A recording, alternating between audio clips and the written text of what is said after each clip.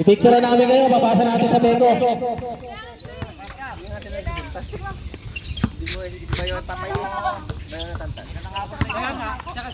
Siliger? Dalawa, tatlo, patro daw eh. Dalawa sila. Nel, dito kami para pituhan kayo sa semis. Hiniram lang kami ni commissioner nyo. So, eto semis, alam ko lahat gusto nyo mag-champion. Gusto ko bigyan kayo ng magandang laro kasama ang partner ko. So, itong ang foul kasi meron siyang dalawang ibig sabihin, contact, without contact.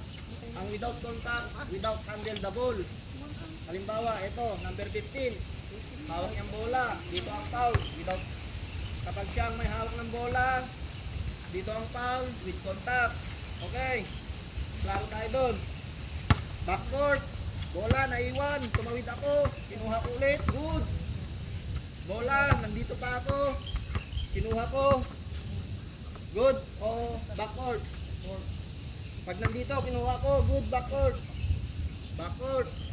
Okay, klaro tayo dun.